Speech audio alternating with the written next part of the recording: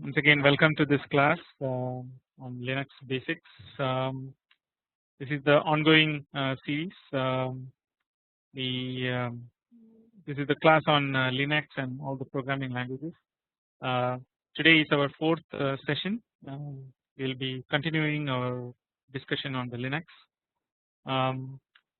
We started talking about the basics as of the kernel, the file system, and then the shell.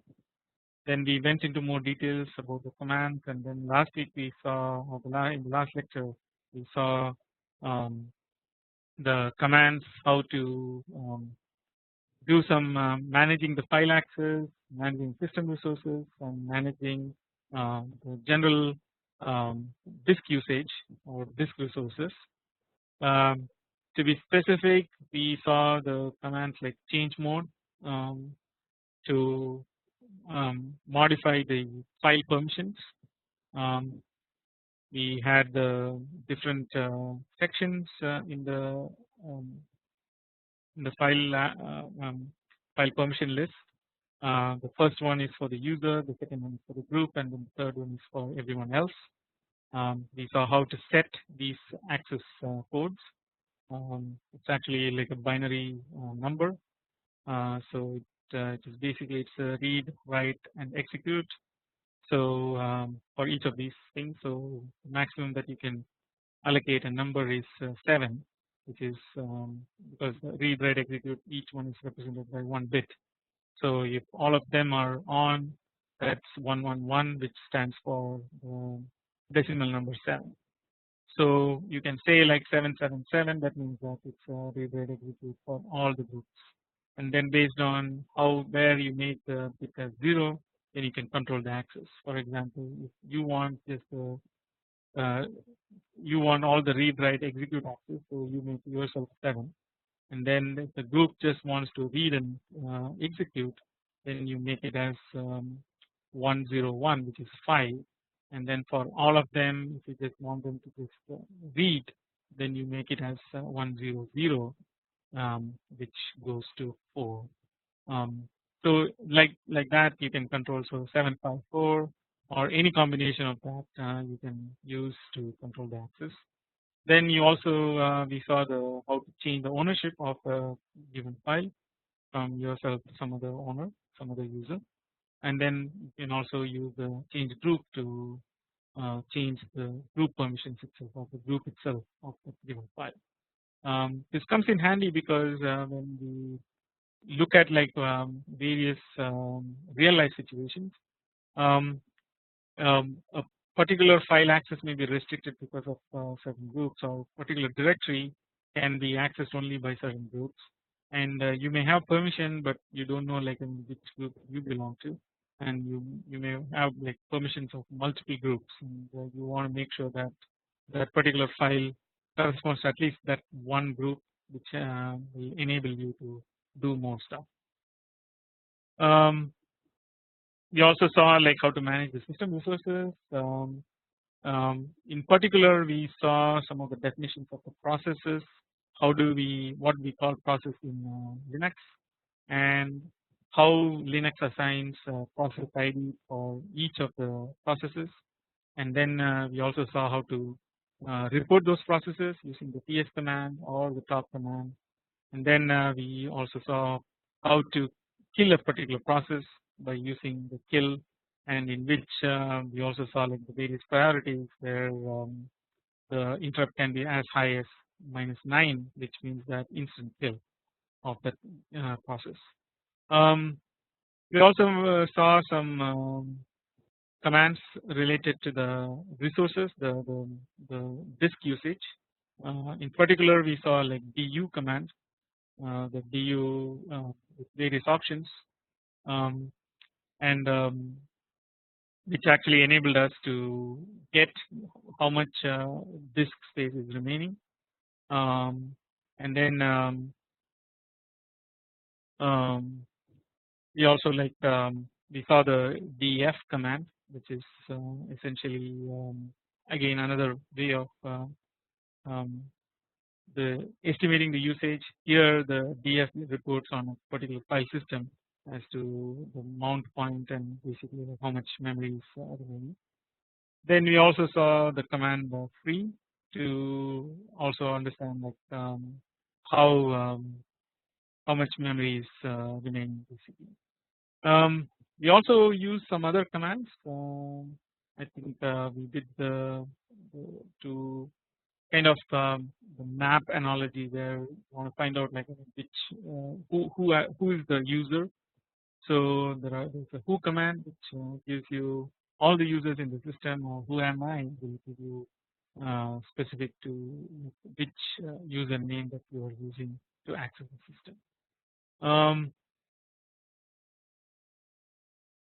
So today we will be looking at some more commands. And before we start about today's lecture, I want to assign you some more activities, just like what we did in the last lecture. Today I want you to use man command to find more details on the top.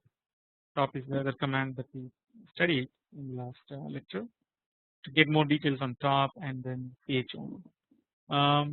Find out and see like what are the options, what are the arguments, how to use it in more detail. Especially the top is very widely used command to see in the dynamic way as to what is happening with all the processes in the system.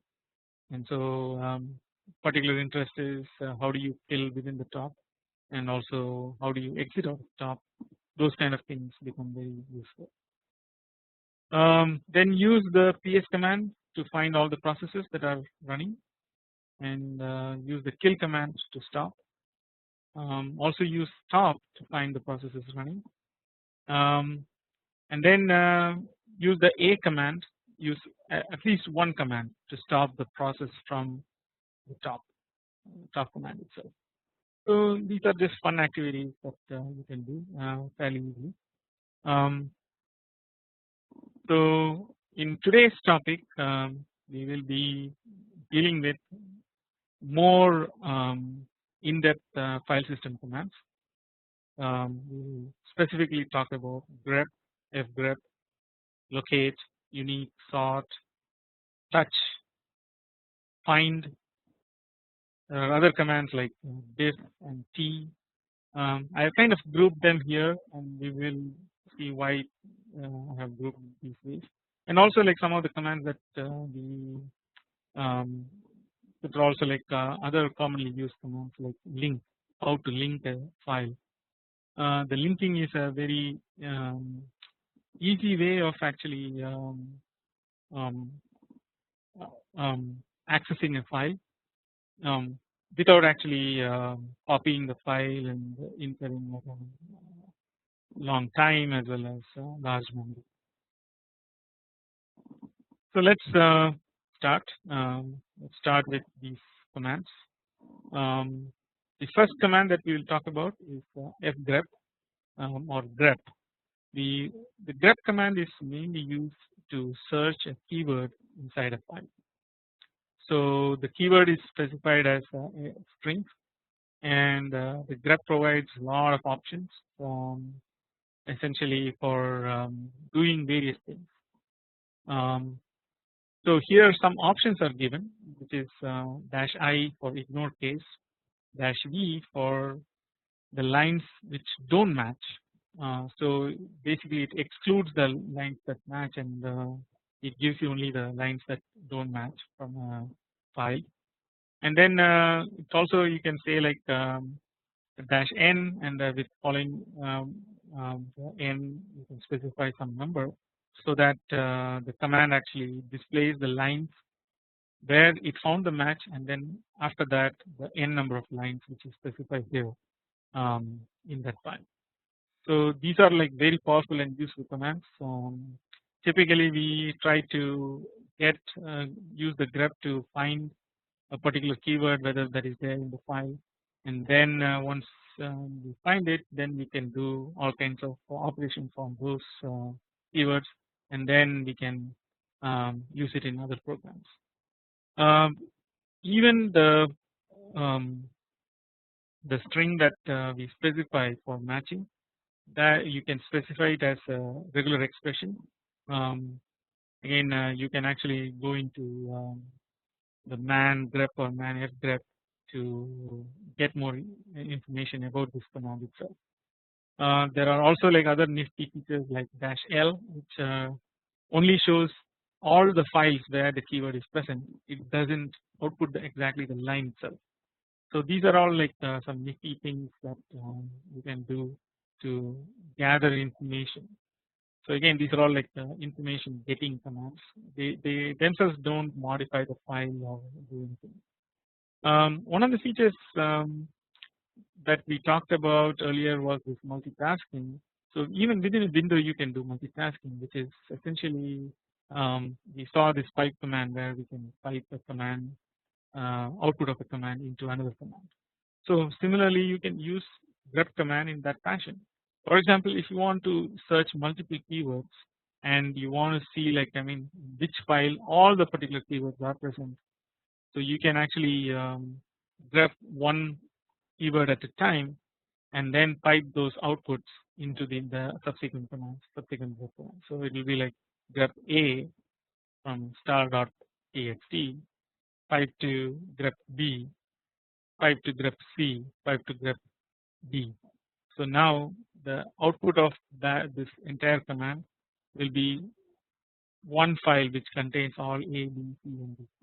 So it's again a very useful command, and then you can put it in multiple orders, and we can give you some exercises later on to see how knowledge of that command. The other command that we will talk about is find. The find command is again used to find particular file in a hard drive. So this is like mostly like a file name rather than using really a grep, which is more like a keyword. So using this one you can find files by date, and we can specify also the range of times when it was modified. So here there is an example, find /user/bin, type is f, and then the -a time +100 and -print. So then you can actually like get this particular files using the find command. We can also use find to show the PostScript files in our directory. And then one example is like find star.perl. Here you can see all the commands that end in .perl. So again the syntax follows the general syntax of the any Linux command. Only thing is here the directory is also an argument, which is essentially like find and then the argument and then the options, and then followed by what is the action. For example, here the action is to print that all the files that were found in the example command shown here. So here there's more stuff basically. Like, so if you just don't specify anything, it assumes that it's actually the current directory. So find *perl will give you list all the PL extended files. This is same as you can say think of right now as just ls *perl, that also gives the same output. So the find is also like used when the particular directory is or particular file is embedded in multiple levels of hierarchy, and somewhere below the hierarchy is where this file is. Then you can use find to actually like find the file. The other command is locate. Locate is much faster than the find command, so that is the reason why you choose to use locate instead of find. So the again the files are printed with the path if you use the command. So the syntax is just the locate and then the search string. So it finds the file and then it prints the whole path where exactly the file is located for that string. So here is an example again, locate *perl. It gives you like the entire path and then followed by where it is, and then it goes under all the directories. So from the current directory it goes under each hierarchy and then finds if that particular file exists in those hierarchies and then prints all this the entire path. Actually, like I just wanted to restate even the previous one. The find also does exactly the same thing. So even though it doesn't print out the path name, this set of files is not just limited to the current directory. It's actually from current directory onwards, it goes all the way under and then finds the files. So that's the principal difference between the ls command and the find command. Whereas ls only restricts to the particular hierarchy that you give. For example, if you just say ls star perl, it only finds all the perl files in the current directory. If you do ls dot slash blah blah slash star perl, it only goes under one directory below and then looks for that particular files. Whereas find searches across all the entire tree that is under that particular directory and gives you all the matches. So this is a principal distinction. Again, the locate is also the same thing. And then the other command that we will learn is WC. It's not water closet, by the way. So it actually stands for word count.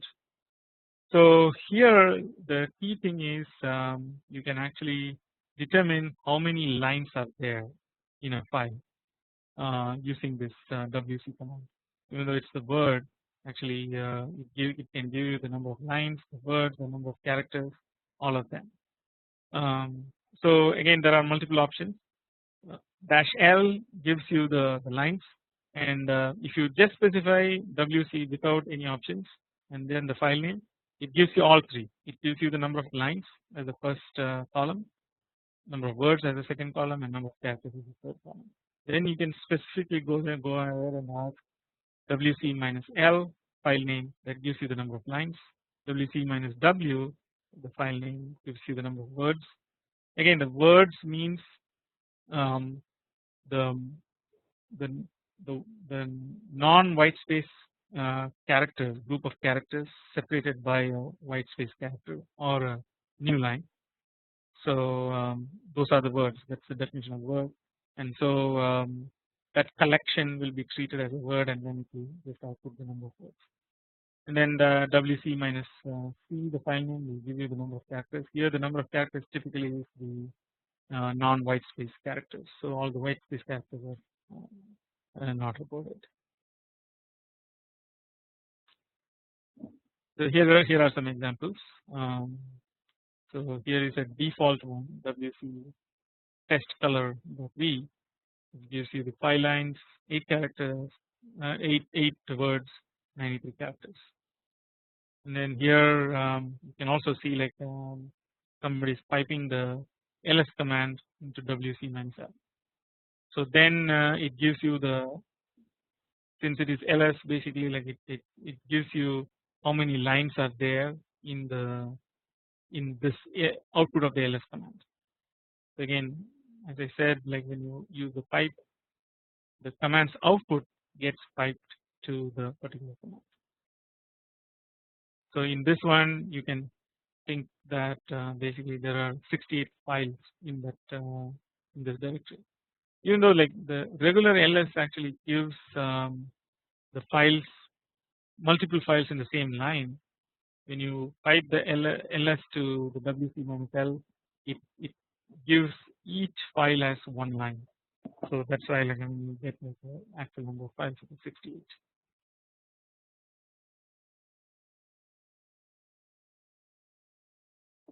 So the next command that we will learn is sort. A sort command is used to sort the files in the alphabetical order.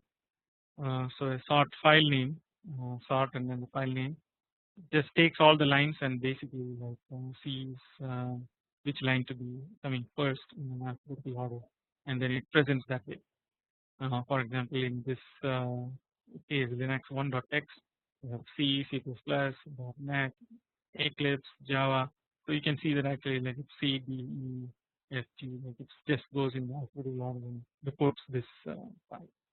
So inside the content may be in any other order, but when you do a sort, it sorts it immediately into alphabetical order. So again, this is another useful command if you are collecting some data and then the data is all in some form and you want to present it in a much better form. So you can use this command to present it in an alphabetical order.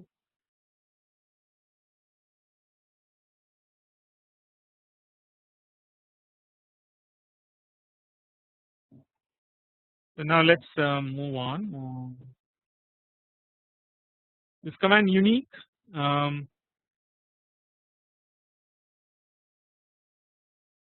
This command prints out the file, removing all the duplicate adjacent lines. So again, you can say unique file name. It gives you all the lines that are appearing only once, essentially. And then there are options to it.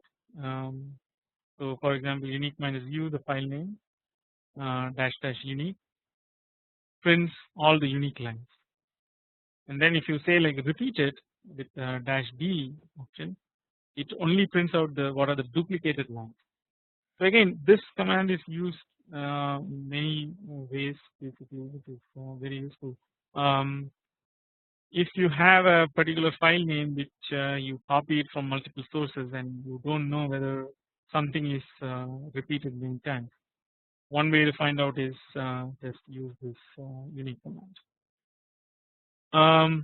You can also say like dash c file name, which gives you the number of times a particular line has occurred. So for the unique lines it prints out 1, and then for the other lines it prints out how many other times that particular line has been occurring inside that file. So let's look at some examples here. We create the test. We create this one. You can see that actually Dravid is repeated. Sachin is actually repeated, but in a different location, and Ganguly is repeated twice. Kumble is only once. So if you just give like just unique text, now it gives you the Sachin twice, but Dravid and Ganguly are reported only once. So that they are unique. So one way to eliminate these kind of situation is to use the sort. So when you do a sort, the Sachin and Sachin, whichever position actually like they just gang together. So in this case it will be Dravid, Kumble, or Dravid, Ganguly, Kumble, and then Sachin. So now if you say like sort the text and then pass that to the unique command, then you get really just the unique values, because the two Sachins are coming now together and that gets eliminated by unique.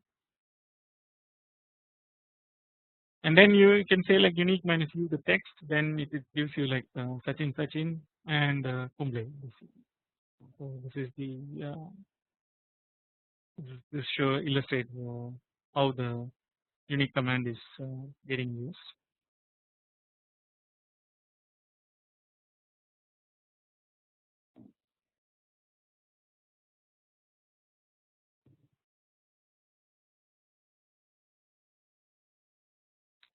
Actually this is an error probably.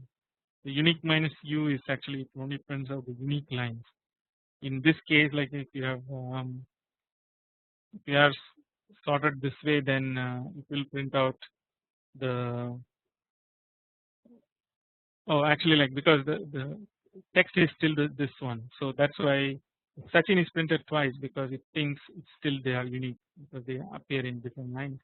The entire Dravid is gone and then the Ganguly is gone because they are repeated. So that's why the unique minus u and then the file name gives 2 Sachins and 1 Kumble.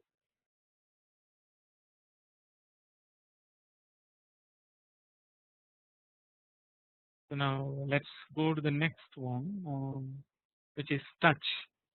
Touch is a way to create empty file.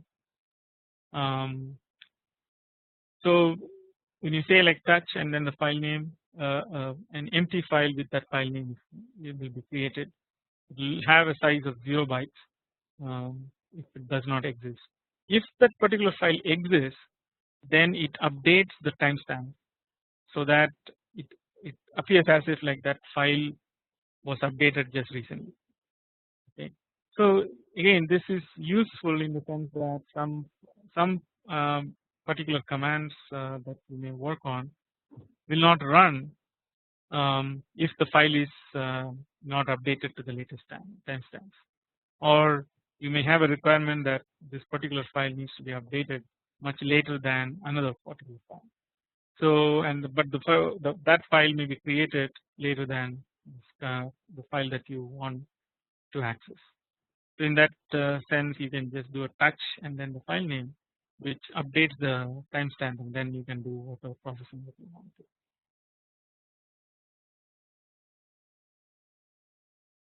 So here, as an example, we want to change the access time of file 6 to 10:10 in May. So here we can actually give a particular date, and then we can say like touch. So touch minus b 2nd May, and then followed by the time, and then it will change the timestamp to that particular time. So you can use an ls minus l to verify whether the timestamp change has happened or not.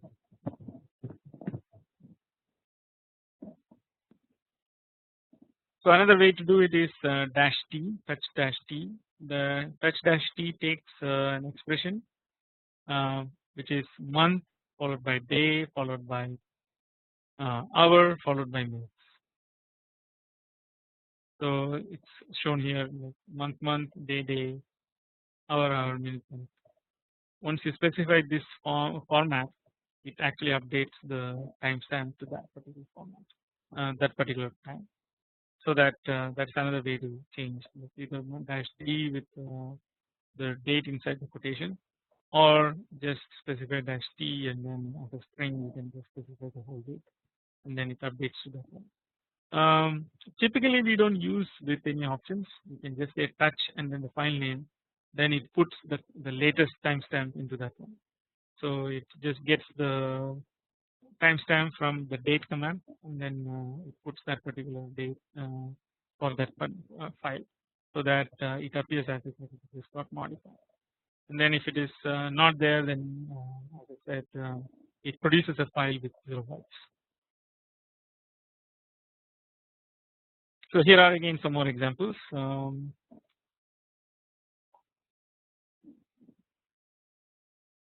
So when we say like touch and then we see what is the disk usage for that particular file, it reports 0 bytes. And if you do an ls minus l, it will still report the 0 bytes at the latest timestamp. And then we say okay, now we want to change the timestamp, and then we provide this timestamp, and then when we say like ls minus l text, we see an older timestamp. So again, you can advance the date or move it forward. You cannot move it forward more than the system date itself.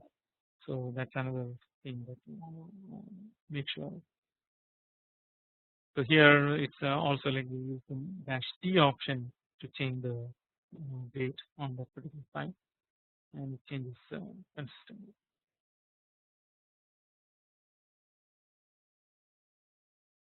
So as I mentioned earlier, there are few commands to actually alter the programming behavior or managing the system resources.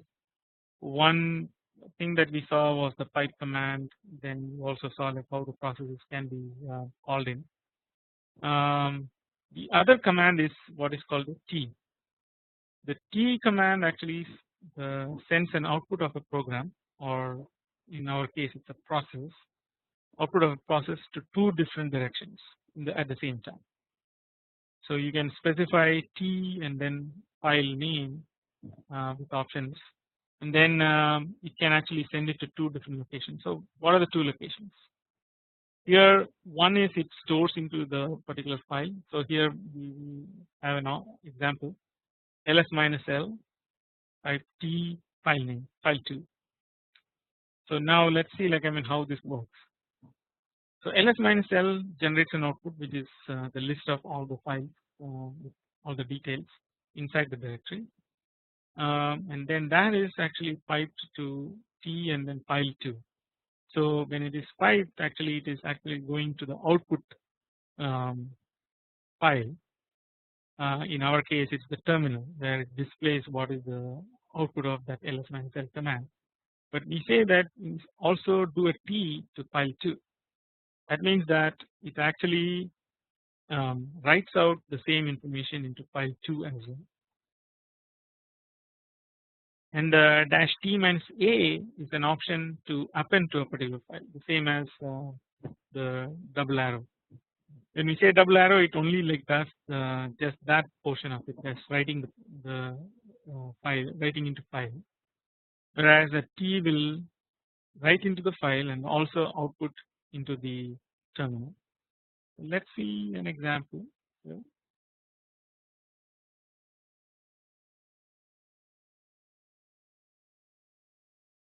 So in this example, we initially store the output of ls minus l using a greater than arrow into list 1. Now the second command is interesting, where we did the same ls minus l, but now we pipe to T list 2. So now let's see what is the output.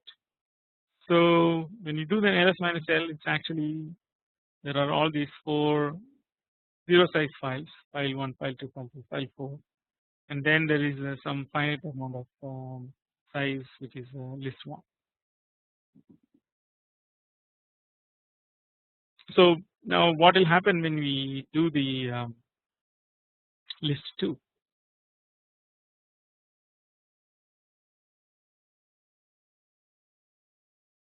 So one thing is to notice is that when we specify this ls minus l pipe to TL list 2, it displays the output of the ls command in the terminal, which is, you can see there are 4 zero size files, and then the list 1 which we created earlier, which is ls minus l sent to the list 1.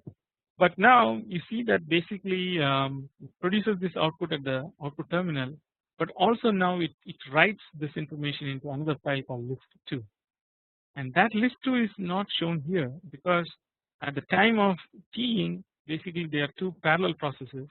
So the list 2 was still getting updated, so it doesn't even know that that particular file existed at that point.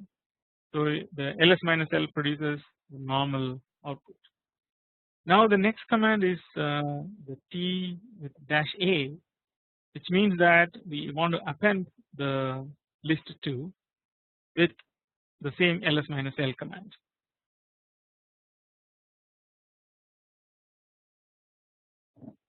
So now if you look at it, now the list 2 command, list 2 is shown, and pretty much you can see that actually the they have similar type of number of bytes. So again you can see that actually there's some more information that gets written into the list 2, but in general you can now see how the thing works. Again, in this case, the T is still, it works as 2 processes, and those processes are executed independently. So it still doesn't know the existence of this particular file list 2. So once we finish the execution, that's when it gets written into the directory, and then that's when we know that actually okay, this file exists, and so the subsequent commands will start using the file.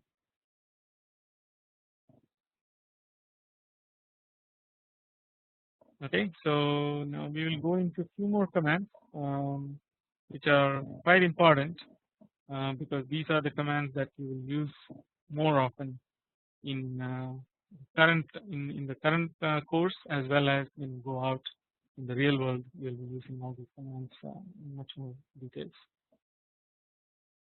So the next command is CMP. CMP stands for compare. This actually compares 2 files and reports if they are identical, and it reports the position of the first character. the program itself generates a 0 output if they are identical, otherwise it produces a 1 output and then shows the difference. So the syntax is just CMP file 1 file 2. That's it.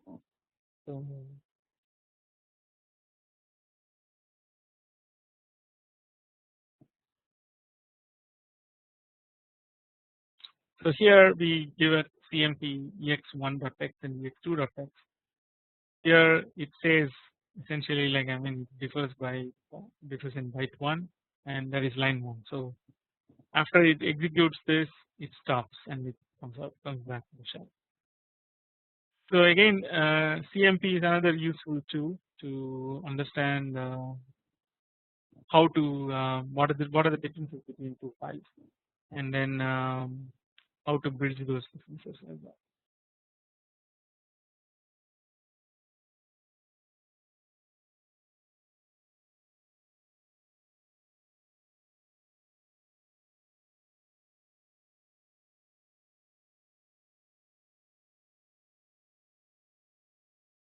So we already saw the find command. Actually, this slide should have gone with the earlier one. And we know that actually it's basically defined the path selection criteria, essentially the path followed by selection criteria.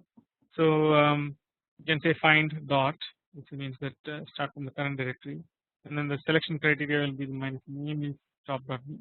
So it looks for the top.v, the current directory, and all the way under. And then you can also say like find dot and then slash type D, which is then the type which is the directory, and then it finds all the directories under the particular under your current directory.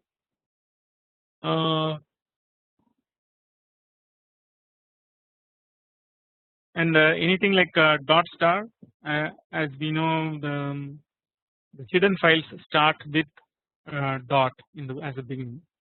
So again, like when you do the find dot with type F and name is dot star, then it finds all the hidden files as well. Again, this all should be followed by also the second item, which is what to do with this data. So like dash print, things like that. So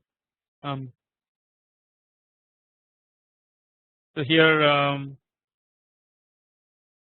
in the home there too, exam.txt is what we want to find, and then it gives you that basically, and then it also gives you all the things under the home there too, which is the 2, the 3, the 4, the 5, 6, 7, all the things are printed out. So now we come to another important command called diff. Actually, diff is used to get the differences between two files. So it compares the two files and reports what are the differences. So there's a simple diff which is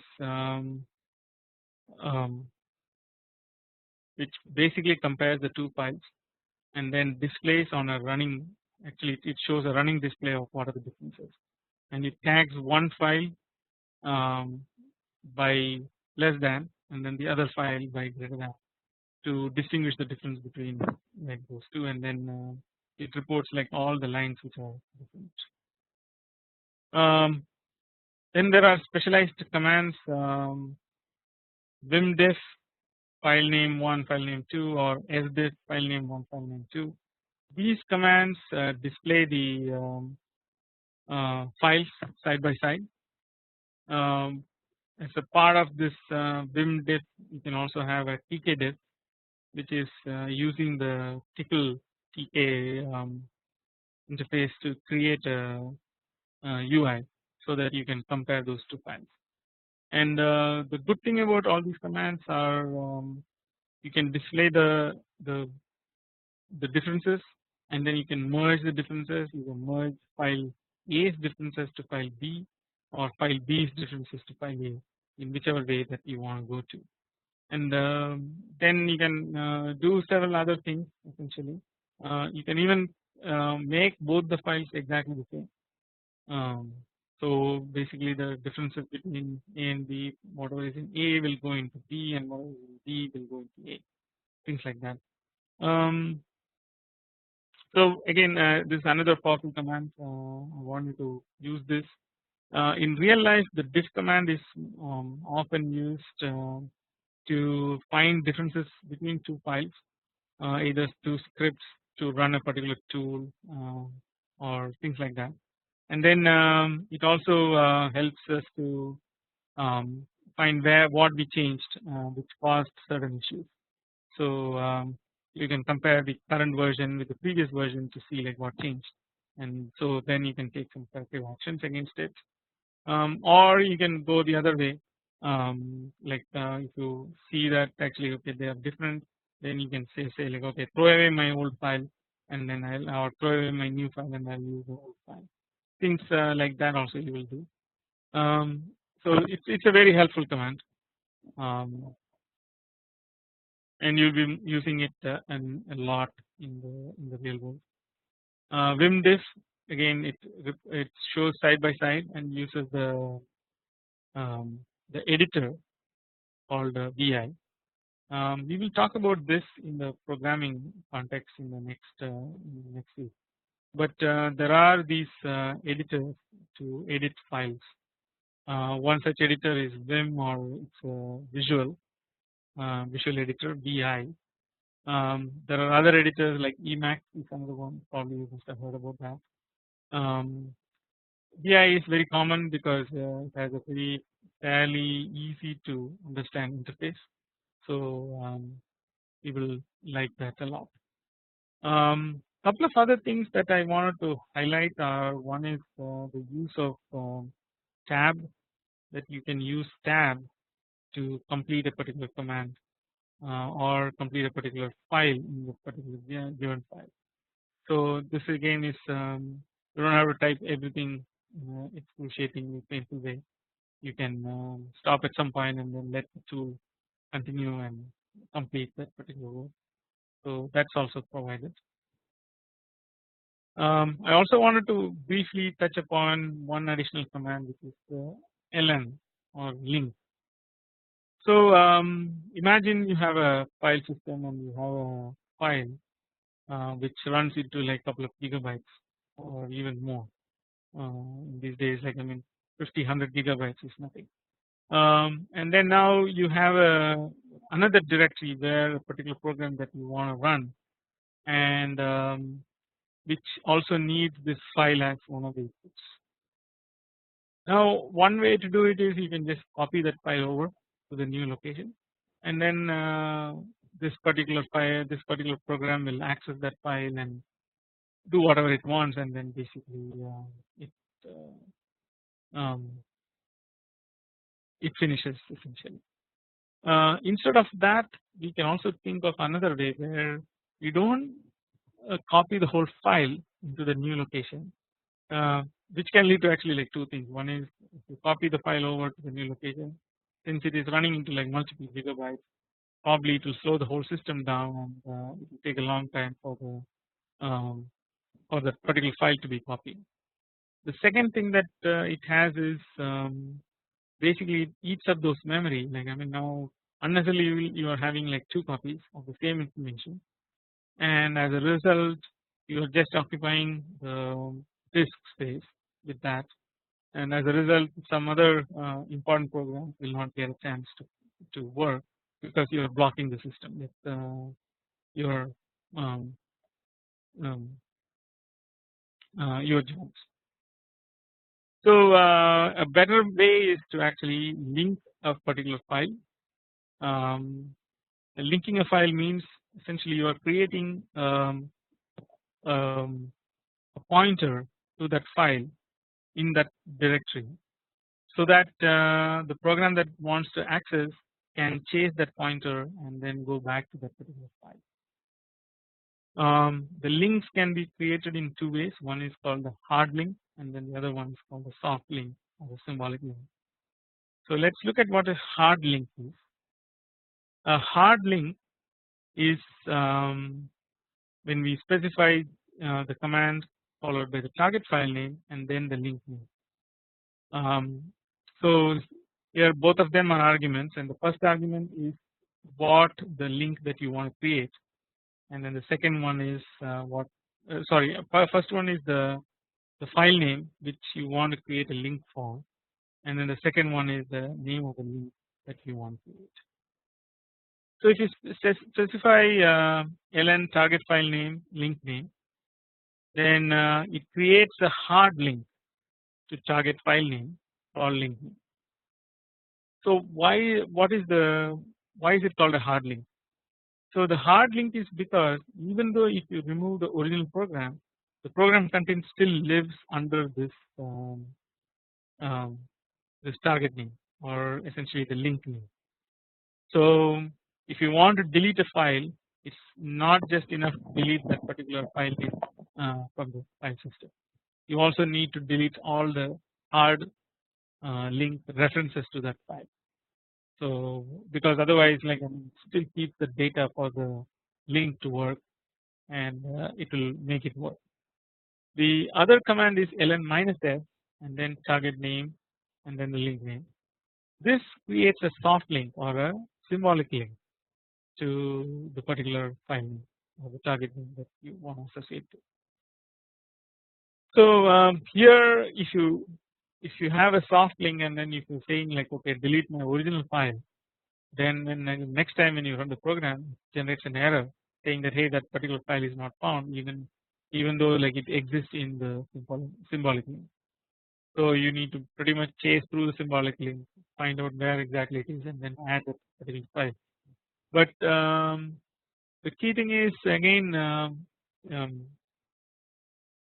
the symbolic link you want the program to fail if it doesn't find the file. So again, so that is the reason why a symbolic link is preferred over a hard link in most of the programs.